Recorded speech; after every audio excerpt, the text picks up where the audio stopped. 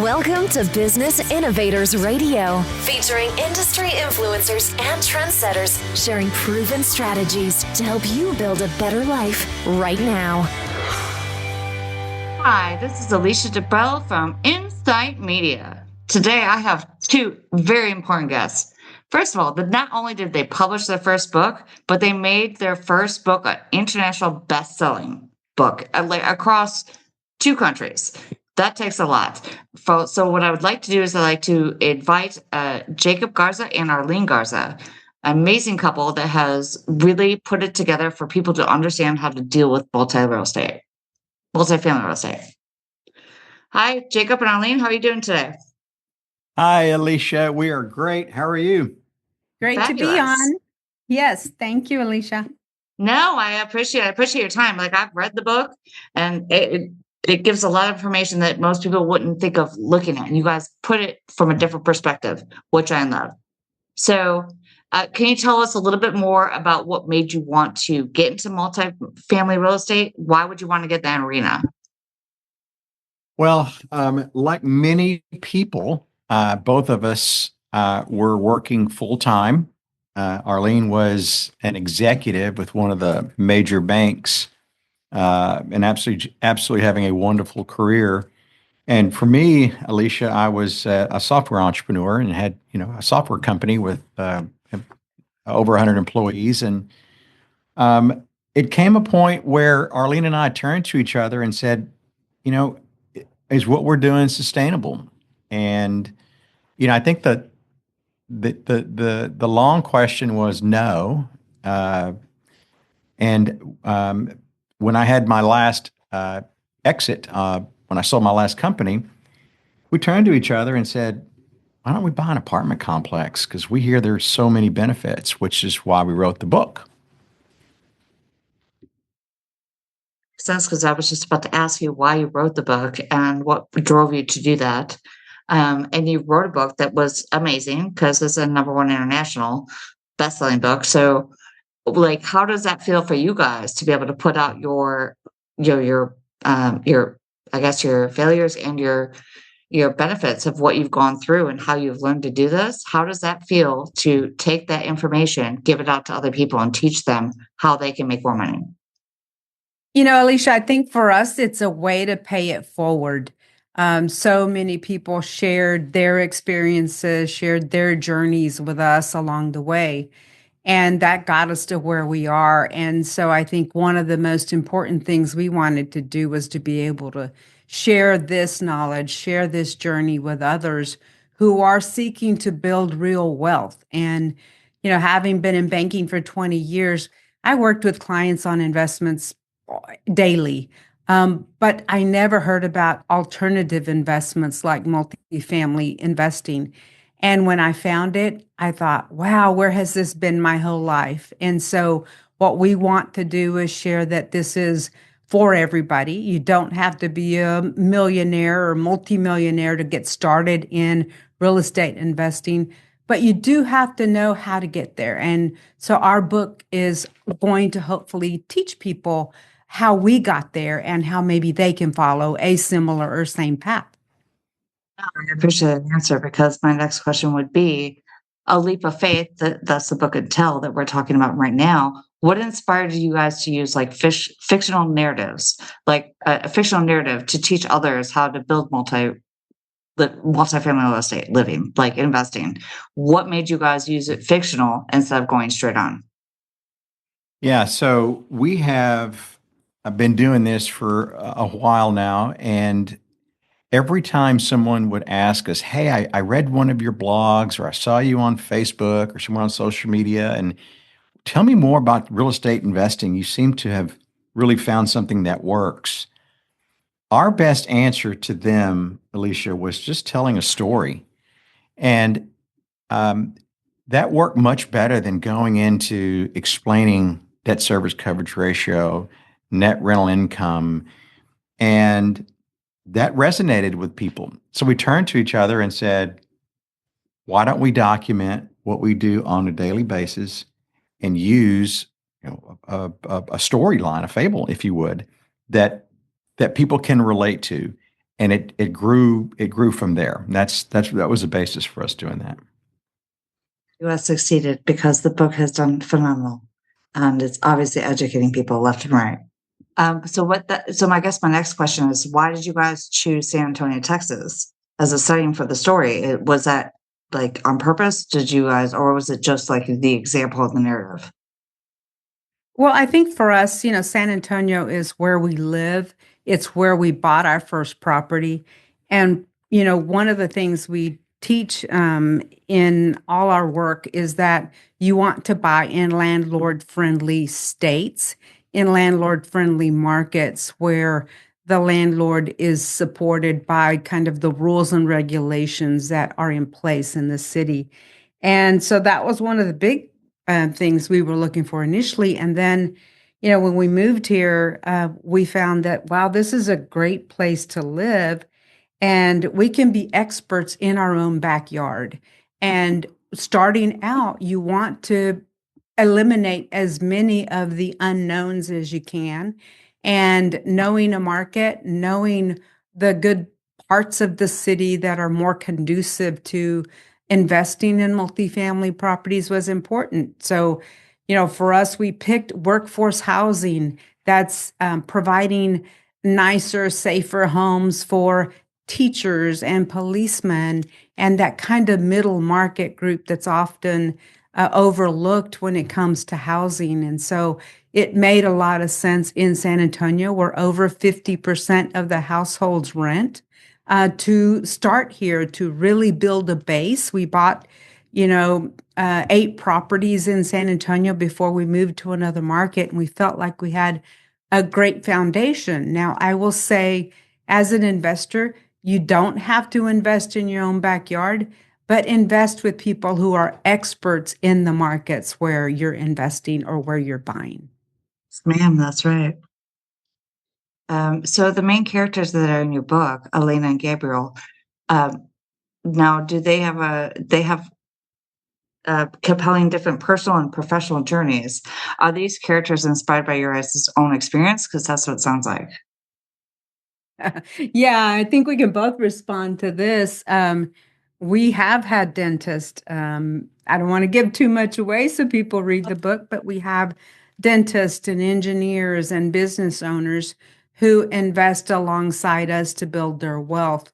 They operate their businesses or their practices as kind of their day-to-day main income, but oftentimes they're looking for what will retirement look like in the future, and how do I create passive income, which is income that you don't have to do any work for. We do the work on behalf of our investors. And so these were 2 characters that resonated with us because we have investors that are pretty much identical to these characters. Technology and how you guys put it out there, it kind of makes it more personal, like, because you can read a real estate book and not completely get it, but you guys made it personal, and I like that. So do you think the process of writing this book differs from your usual work in real estate? Because I'm assuming it does. When you say that, I think I misunderstood. So the process of writing the book and writing everything down, that's different from your regular real estate day to day, right? So how did you like that? What was it different? What did you get out of it? What did you like out of it? And everything you wanted to give to your potential clients or anybody who reads it. Yeah, I think, what we do every day becomes kind of second nature to us. Writing a book is out of the normal scope for us. But I think what this allowed us to do was to really say, okay, our goal has always been to educate our investors, to educate the community about multifamily investing. And so this was another outlet for doing it. And I'll tell you, I always loved to write. In high school, that was what my English was like my number one subject. And so for me, it was a passion of love, a way to get to use that again in our day-to-day life and to write about something we were intimately familiar with. So it was a great process, and it was fun to really see Jacob's viewpoint on certain chapters, certain elements of the book, and, compare that to mine and compare and contrast and deliver something that we both felt like carried the story well. Did very well, and I appreciate that. But so I have another question for you. The readers, they're introduced to the difference between multifamily and single family. Uh, can you share what inspired you guys to emphasize on the strategy of the book? Sure. We did spend quite a bit of time on that on the book. I'll give you two examples for this scenario. One of them is when a single family home is rented and someone moves out, you lose 100% of your income. And it may take you a couple of months to bring in a new renter. And during that time, the expenses are still happening at like the mortgage on the property. So it's very risky. The second one is the value that these properties are based off of. The single family home is based on, when you go to sell it one day, your investment property is just based on the comps in the area. So you're governed by other people's property and how they've kept it. Multifamily, on the other hand, is valued on the income approach. So the more income you can drive on the property, the more you're going to make. So those are two scenarios. One of them is while you're operating it, 100% risk on the single family, and of course apartments. You have many renters, and the other one is when you go to sell it. When somebody reads the book, what are some of the key elements that you would want them to walk away with? For us, I think it's really, we're sharing our strategies on how we identify high potential properties. And then we show or really show readers how they can also optimize and maximize their investment by following what we've done. We've leveraged our expertise. We've created incredible returns for our investors. But it's important that others realize that you don't need to be a real estate expert or manage properties yourself to reap the rewards of this powerful asset class. In this book, you learn about partnership. You learn how to work with someone who brings that expertise, but along the way, how you can learn to make sure that what you're looking at makes sense for your goals. How much passive income do you want to generate? Ultimately, I think we always, as I mentioned before, look to retirement. The day when we don't come into work every day at a job or at a business, and the day that we can use that passive income, whether it's before retirement or even afterwards, to travel, to use that time to volunteer in projects that make the most sense for us. And ultimately, the message that we hope that people walk away with is financial freedom. Freedom is possible. And what that allows you to do is take control of your life. So these are the things we hope people walk away with. See, the personal fulfillment, 100%. Yes. Yes. So, the whole story, like there was a little bit of, I don't want to call it drama, but like an apartment fire and what lessons and risks and resilience that you guys had to overcome and that you hope your readers can learn from. Do you want to talk a little bit about that? Sure. So it's all about adjusted risk returns in any investment. This can be anywhere from a technology company in Wall Street to a simple business, on Main Street. So we wanted to put real life examples of risks. We call them mitigated risks because that's what we take any risk on a property, and we put our policies and we put our procedures in place to minimize these risks. And certainly one of them was the fire. It was giving away too much. Fortunately, no one got seriously injured, and everyone that was displaced found homes that night. It's part of our disaster preparedness. And the property was not only repaired, all the income while it was being repaired was replaced by the insurance company. So this really goes along with what Arlene mentioned earlier as far as trusting the people you do business with. So that was one of the examples we wanted to put in there because we felt like it added real life to apartment investing and how things are handled. And I will say, Alicia, that it's happened, right? Not once, but a couple of times on our properties. And what it taught us is that managing risk is part of what Jacob and I do on behalf of our investors. We carry insurance policies to make sure the properties are protected, that the income is protected.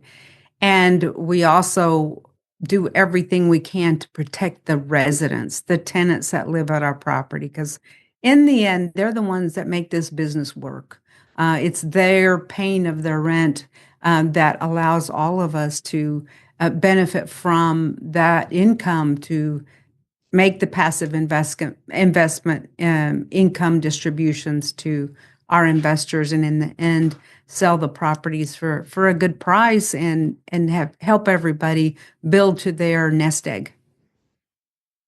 Totally makes sense. And that kind of brought me into the next question, because on both sides, as you guys want to be the trustworthy investors, but you also want partners that come along with that.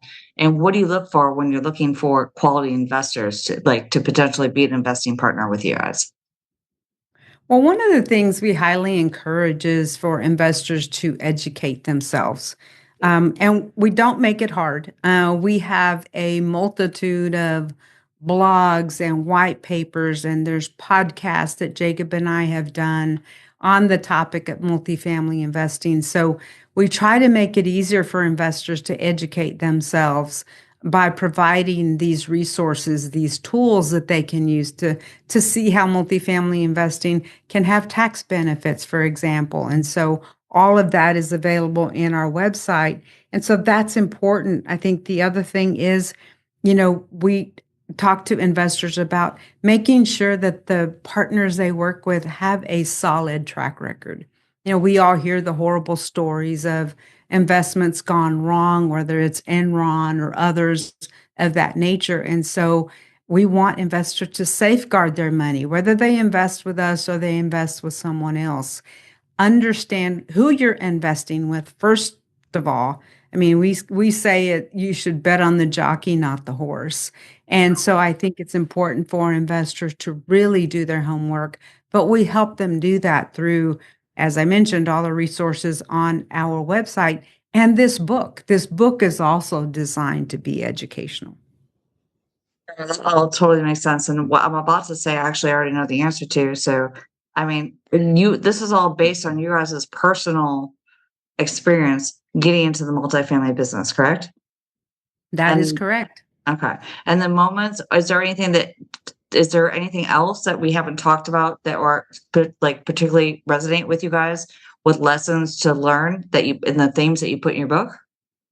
Yeah. Go ahead, Jacob. Yeah, thank you. So I'll just tag off what Arlene said on the educational piece. We have a lot of virtual meetings and content, including the book that they can read. It also extends to physical presence with us. We host investor dinners across the country. I think it's 10 or 12.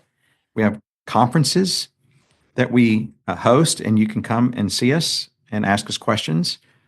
And if we're not near you or timing doesn't work out, we also host bus tours in Houston or San Antonio that you can come and actually see and meet people in our properties. So we believe we've kind of given people their choice when it comes to getting comfortable and building trust with us. And transparency is always a hallmark of what Arlene and I and all of our employees strive to do with our investors. And I think the other thing I would add in terms of our personal experiences, Jacob and I both come from humble backgrounds, and we weren't taught by our parents how to manage money, how to invest money. And, there's a story in the beginning of the book as to why I was interested in banking in particular. And, what came of that was, living paycheck to paycheck and not investing dollars is difficult. And it's not only difficult on the head of the households, but on their kids. And so, I highly encourage parents to talk to their kids about money, to teach them how to save, to teach them about debt. And if they're not knowledgeable, there's a lot of other resources out there. I know I used to work for Bank of America, and they have tools for kids to learn about finances. And unfortunately, in the schools, there's not a lot taught as kids are growing up. And I read something preparing for a podcast that, you should teach your kids by the age of 9 something about money and something about being responsible with money. And I hope that this also encourages parents to talk to their kids at a younger age. I find that very important. I have a 10-year-old who I'm trying to teach about money because she thinks it grows on trees. So but I want her to learn, like, she knows how to use my credit card, but other than that, no. So I'm Yeah. okay, so if you were going to give me 5 different things that someone reading your book will learn to become, what would they learn to become a more informed investor and make a better judgment call on who they're investing with? Well, again, I think it goes back to knowing who it is you're investing with. I will say that is the top thing that there is. Before we really allow investors to invest in one of our deals, we want them to join our investor network, and we want them to have a phone call with Jacob or I, or one of our investor relations team members, because we want to understand as much about them and their goals as we want them to understand about us. But it's an opportunity for them to ask us questions. Have we ever, had financial issues? Is there anything where, we've had trouble with a property and it didn't go well? I mean, those are things that investors should be asking. And so, again, know who you're investing with. That's the number one thing. The second thing is, what is this about? When you invest in a stock or a bond, sometimes you do research on them, sometimes you don't. You go based on what maybe a recent publication said about that particular company or that particular stock. But you might be investing, $100, $200, $1,000. But in this case, it's a more sizable investment. And so we recommend, again, do that homework. And that starts with knowing who you're partnering with, who you're investing with. And lastly, I'll say, I think they're going to walk away from the book knowing how easy it is to buy multi-million-dollar property with a small investment, as together, pulling your resources. And as Arlene said, it's not a black hole you're pouring your money into. It is a physical, tangible asset that you can see and touch and read reports. And it's a physical asset that real estate always goes up. And I think that's some of the tangibles that they can walk away with. Yeah, and I think one other one is the location of the property is key. And it's not hard for people to read about a particular city. What's happening in that city is their growth, both from population standpoint and jobs, because those two things drive more renters to properties. And right now, what we know is that there's a big gap between owning and renting, owning a home and renting. And a lot of that right now is driven by high prices for homes and high mortgage rates. And so everyone strives for that American dream. We support it. Sometimes living in an apartment will allow you to save some of those dollars to eventually buy your own home. But whether you buy a home or rent, the location of where you do that is very, very important. You want to be in a market that's growing, that's on the uptick. And so that's important to understand too. I totally agree. So if I were to ask you guys, what's a couple of misconceptions that people have and the reason why they shy away from investing in multi-real estate? Do you guys have any opinions on that? Is it more knowledge or just not the education? Well, I think it's something that they feel like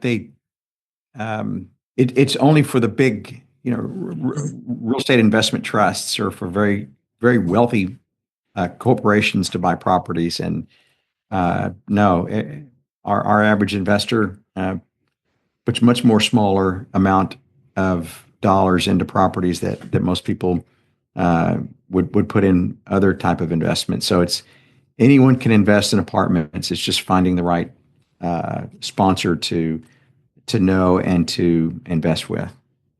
Yeah, and I like that the fact that you don't have to have tons and tons of money to invest, because the way we do it is we buy properties as a group. It's our money and it's our investors' money all added up that allows us to buy, a $20 million property, which on our own, most people would say, wow, I can't do that. But together, as we say, together you can do more. And I think that's the beauty of what we do is working with investors to buy things as a group and work through it with a lot of expertise from our end and their input along the way, because it's also important that whoever you work with is transparent and that their communication is consistent and that communication is good. I know when I've invested with, the big real estate investment trust, you're maybe one out of 200,000 investors. And good luck getting through the 800 number to ask your question about the documents you need for your taxes or whatever. It's not that way with us. You can reach us. It's very easy to reach us. It's very easy to reach our team and get your answers. So it's important that communication also be there. So you just give us the information so we have it, how anybody would want to reach your team or reach you guys personally? Or your website? Yes, please. They can reach out to us at invest@reapequity.com. That's REEP equity.com. REAP stands for Real Estate Equity Partners, which was definitely purposeful because we wanted our investors to feel like they are true partners to us. So come to our website and find us there, and we will be happy to start a conversation with you. So is that the most important question when people are reading your book, when they walk away, how to begin their own journeys? And the first step to take is to call you guys, correct? It is. And then to take that leap of faith, but it's that leap of faith based on not the unknown, but leveraging the knowledge that we have gained along the way. I love that. And now I'm sorry, I've taken up a lot of your time. I still have a couple more questions for you though. So what trends in real estate investing excite you more now, and how it might shape your future prospects getting into the real estate business? Because everything has been changing, the multifamily, everything's been changing. So I guess what excites you the most about what's going on right now? Yeah, so a couple of things. There's still a massive shortage of places to live. I think this latest, Arlene, 4.3 million? 4.6 million units are needed to meet the demand of renters in the U.S. Yes, and so that's you have to have a supply and balance, and we certainly have that. The other one is the places where we buy, and we buy in the Texas market. We have very, very strong fundamentals, and what I mean by that is we've got very friendly business policies that continue to attract companies that want to relocate here or form here. And that creates more jobs, and jobs create higher incomes if you live here because there's more demand. So that just creates a very good environment for more demand and drives income for the people who want to live on our properties. And I would add that, Jacob and I are on the tail end of the baby boomer generation, and the trend we're seeing from baby boomers and a lot of our friends is downsizing or a lock and leave, right? Where you want to have a rental that you don't have to worry about mowing the lawn, taking care of the pool. any of that. You can basically lock your door and leave on vacation and come back and know that the property manager and the property is going to take care of your place. And so we are seeing a lot of that also from that baby boomer generation. Millennials and Gen Xers are our biggest renter pool, and those two groups are growing by leaps and bounds. They're forming new households, and when you form a new household, you want a place to live, and so our goal is to provide them nice communities to live in, and that's what we invest every day, our time and our resources to make sure that happens. Really makes sense. So if I was to ask, what advice would you give anybody that's kind of hesitant, a little like weary about the situation, to take their own leap of faith and kind of join and experience the things that you guys have experienced and to kind of go on that route, the entrepreneurial space? The number one comment that we hear from people once they've had an opportunity to invest into real estate and have some success is they wish they would have done it earlier. So the natural temptation is to take the least path of resistance and to not invest.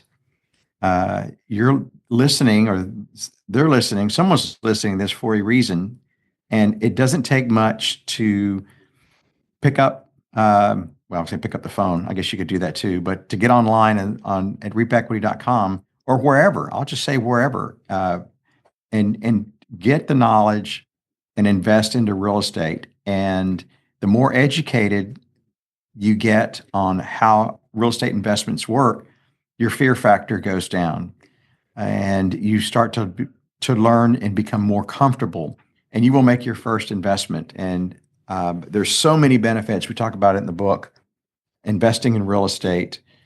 So that's what I'll say to someone who's hesitant. Is that's the number one comment we get from people is, "Gosh, I wish I would have done this sooner and placed more money into the real estate investment." Arlene, is that something that? Yeah, no, I think the other thing I would add to that is diversification, right? You don't want all your eggs in one basket. And so many of us have a lot of our retirement savings or our other dollars invested in the traditional stock market. And so, and what I've found in my research is that a lot of times what we put into our retirement accounts, people aren't even looking at their statements to know how those retirement accounts are doing. They're not looking at what they're invested in. And the beauty is that you can even invest in real estate through a retirement account, a self-directed IRA account, which is easy to establish using already existing IRA funds. So I would say that, diversification is key. Don't just put it in the typical stock market. Take a percentage and put it in alternative investments like multifamily real estate so that you don't have all your eggs in one basket. Makes sense. So I do first of all, I love how you guys brought personal stories into the book, and congratulations. But I do have one more question for you guys before I let you go, because I know you guys are busy. If somebody wanted to get a hold of you or your book, how would they go about doing that? Could we have websites, numbers? Yes, reapequity.com, REEP equity.com is one way. You can email us at invest@reapequity.com, and you can find it on Amazon. I mean, it's an Amazon bestseller, so that's probably the most convenient way to find the book and get your own copy. And the where profits. And the profits, that's the beauty of this too. We're all about it making an impact, not just with our properties, but the money from the sales of the book will go to our preferred charity called the Through Project, THRU. It is an organization here in San Antonio that helps foster kids who age out of the foster care system, helps them kind of find their success in their next chapter of life.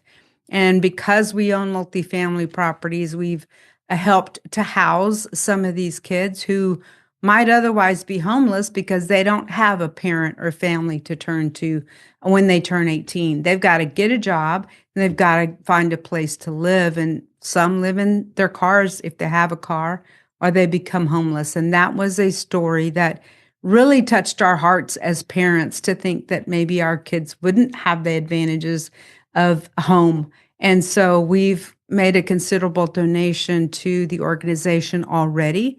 They provide mentoring for the kids. They provide mental health programs for the kids, groceries, cell phones, bus passes. And a lot of these kids are enrolled in either vocational schools or in colleges or universities, seeking their college degrees so that they can, have the life that they want also. And I love what you guys are doing for like the city and just for the kids in general. I think it's amazing.